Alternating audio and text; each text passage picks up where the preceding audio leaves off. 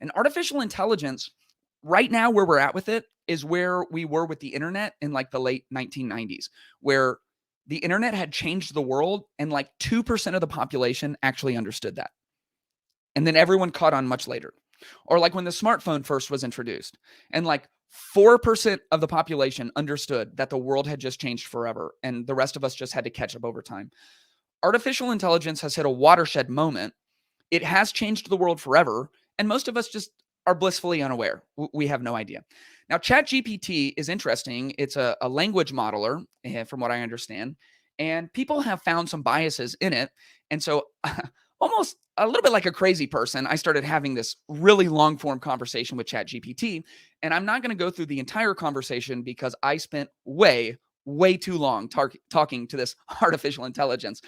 I was trying to pin it down on how it handled certain scriptural text and whether it understood the difference between inductive and deductive interpretation of biblical text, which it understood on a surface level. It wasn't able to apply it very well.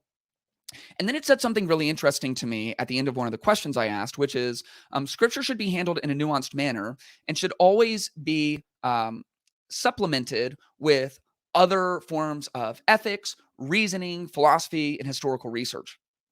And I thought that was very interesting because that was ChatGPT making more or less an ethical argument of don't base your entire worldview out of scripture, which um, as a Christian, scripture is my starting place. And more than that, I actually believe that scripture is the starting place for reason, for logic, for ethics, for morality. And like there's a track record to show this of the idea of there being a transcendent God who was the creator of all things. I mean, the scriptures had the Big Bang right far before scientists ever figured that out. And the reason that scientists did figure that out is because Christianity posited that there was a world of reason and natural laws that could actually be studied because there was a creator who had set this universe in motion with reason and logic. And so I just started digging in on some questions, and I like stick around to the end of this conversation because ChatGPT, I think, was just lying to me. And I'm sure that's wrong. And anyone who knows anything about artificial intelligence will tell me that it wasn't doing that.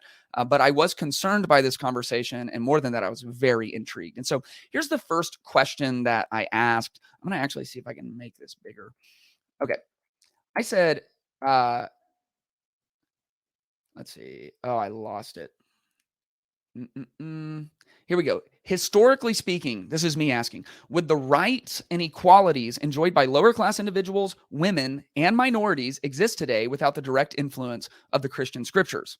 And ChatGPT said, historically speaking, the advancement of rights and equalities for lower class individuals, women, and minorities is a complex process influenced by various factors, including religious, philosophical, social, and political forces. While Christian scriptures have undoubtedly played a significant role in shaping moral and ethical values in Western societies, it's important to recognize that progress toward rights and equalities has involved contributions from multiple sources and perspectives. And so this is ChatGPT basically standing its ground and just saying, like, the first answer I gave you where you can't just look at scripture, you got to look at all these other sources. I'm still holding to that. Well, I wanted to push ChatGPT on that a little bit.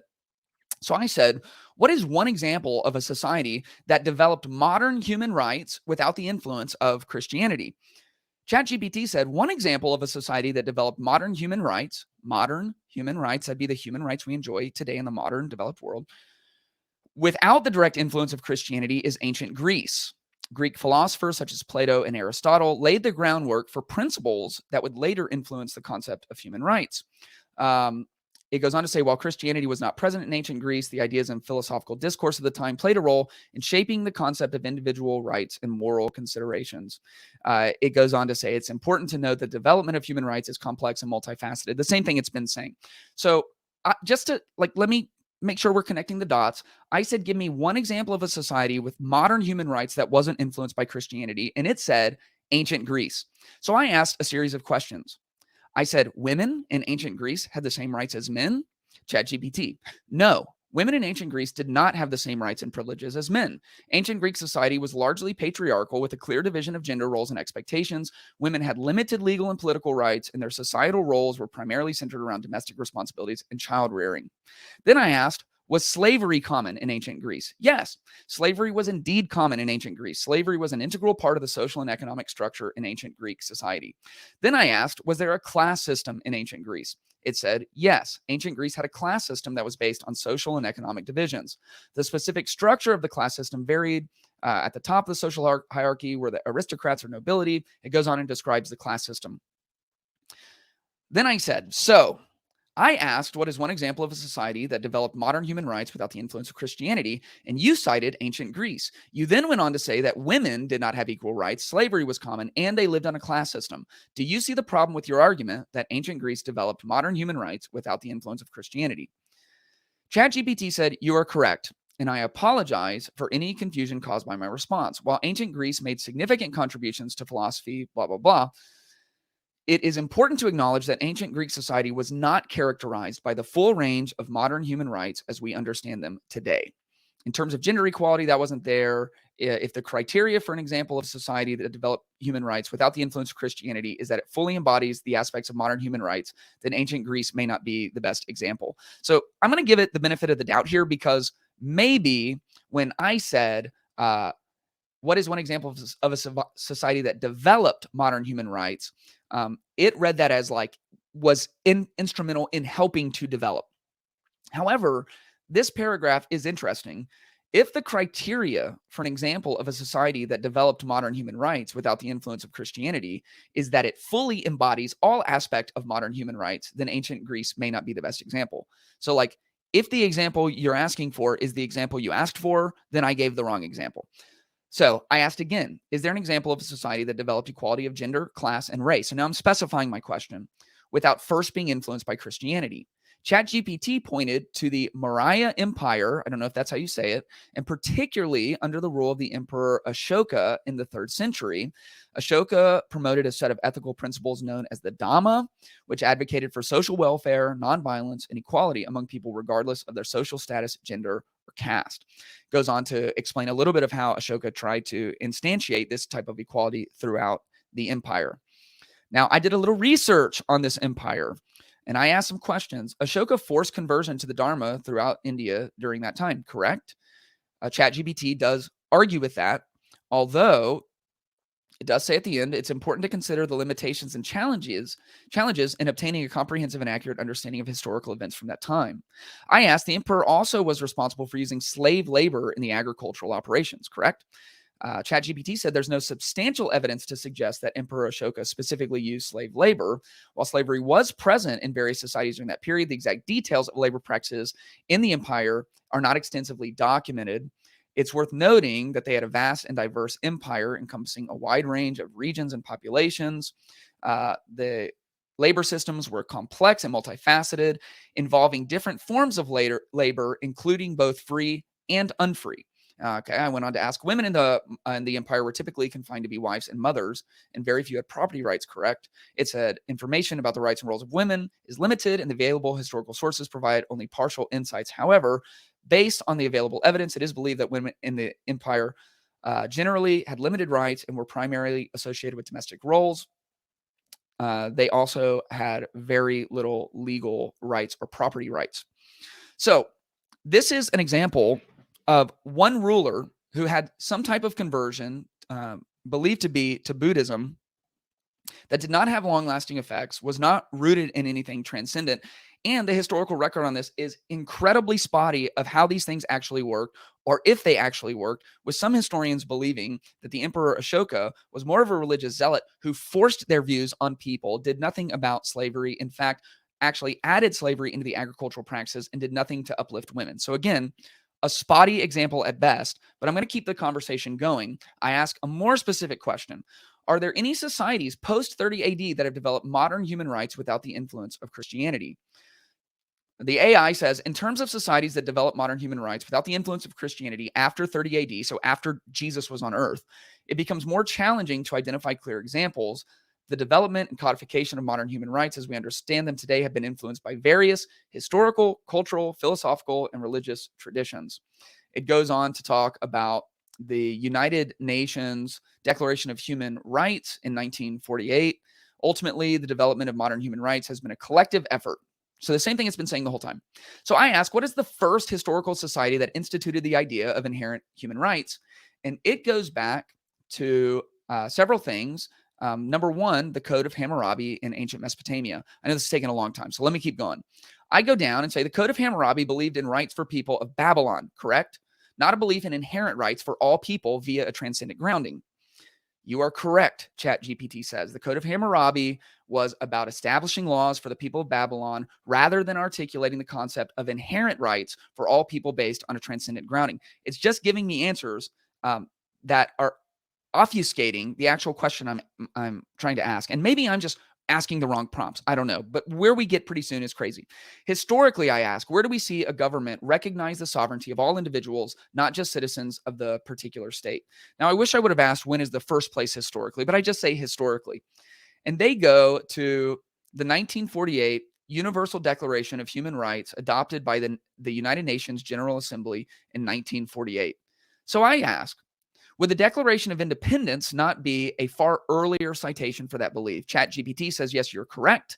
The United States Declaration of Independence was adopted in 1776. It reflects the belief in the inherent rights and sovereignty in individuals and asserts that all men are created equal and they are endowed with certain unalienable rights, such as life, liberty, and the pursuit of happiness. Now, do you notice anything missing or that was left out from the Declaration? It says all men are created equal and that they are endowed by who? By what? They are endowed with certain unalienable rights. I want to know if ChatGPT will admit that. So I ask, and this is crazy. Okay, if you have stuck around this long in this clip, congratulations. You care more about ChatGPT than anybody should. But this is worth it because this is crazy. Because it just said, yes, the Declaration of Independence was a much earlier citation that actually spelled out inherent rights for all people. And I ask, or I say, you left out what the unalienable rights are grounded in or where they originate from. And ChatGPT says the Declaration of Independence states that individuals are endowed with certain unalienable rights, including life, liberty, and the pursuit of happiness. While the document does not explicitly specify the origin or grounding of these rights, it reflects the philosophical influence of the time, particularly the ideas of natural laws and natural rights. Cap. That is a lie. Like, what else can you say about that? I said, you left out what the unalienable rights are grounded in or where they originate from. They are endowed by their creator with certain unalienable rights. And ChatGPT says the document, meaning the Declaration of Independence, does not explicitly specify the origin or grounding of these certain inherent unalienable rights. Now, of course, it does. So I said, then what does it mean when it says they are endowed, all caps, shouty caps from your boy, by their creator with certain unalienable rights? ChatGPT says, apologies for the oversight. You are correct in pointing out the specific language used in the Declaration of Independence. They are endowed by their creator with certain unalienable rights. The phrase endowed by their creator implies that the rights are understood to be granted or bestowed upon individuals by a higher power or divine entity. It suggests a belief that these rights are not merely granted by human institutions or governments, but are inherent and derived from a transcendent source. Here's my issue with this, besides the fact that I felt like a robot was lying to me, which is not good. Besides the fact that I feel like ChatGPT is displaying a very obvious bias, and I don't understand why or how. It has all of the information of all of the internet up to like September of 2021 in it. It knows the words to the Declaration of Independence. It is smart enough to do almost anything you ask it to do. It intentionally left out and even said the document does not explicitly say any kind of grounding for the inherent rights, when all you have to do is not cut out endowed by their creator like you keep doing every time. This is so wild. This is so wild to me. And I don't know exactly what it means, but most people are going to use ChatGPT and they're just going to believe what it says. Most people are not going to go through this wild hour-long back and forth, pinpointing it, forcing it, grappling it to the ground, making it cry uncle, making it apologize to me because it keeps giving me facts that just aren't true. Like, in summary, ChatGPT, when asked what is a society that developed modern human rights without Christianity pointed to ancient Greece, but then acknowledged that women weren't free. There was slave labor was common, and there was a class system. Then it pointed to an obscure empire that was before the time of Christ to point at something that hadn't been influenced by Christianity, which is an anomaly that even it admits it doesn't have any factual basis for its claims. Then, instead of going to the Declaration of Independence, it says the historical claim of the inherent rights of humans comes in 1948. And when it's forced to acknowledge it actually came in 1776, it leaves out the part endowed by their creator. When I ask what the inherent rights are grounded in the Declaration of Independence, it says there is no grounding. It just lies to me until I force it to admit that the Declaration of Independence, like, locked in our inherent rights via a transcendent grounding endowed by their creator. Something's weird about that. Something's going on with that. I was mind blown. I'm not going to go through the rest of the conversation, but I just continued asking it questions that I knew the answers to. I knew them historically. And again, anytime the actual answer would give credence to God, give credence to something transcendent, give credence to the overwhelming importance of Christianity and the Christian scriptures in shaping the Western world, it would not do it. It would not budge. And so, look, AI is amazing. I'm going to be using it. I'm going to use it a lot, but be discerning and be careful and know that there are biases that can be inbuilt. And maybe it's not a bias. It is a language learning model. Maybe I helped it learn a little bit. Maybe it just didn't know. I don't know because I don't know how it works. All I know is that was crazy. That really was crazy. And some of it seems somewhat intentional. And so maybe I'm the crazy guy who's like screaming at the robots right now. But that was a very odd experience that I had with ChatGPT, and I wanted to make you guys aware of it.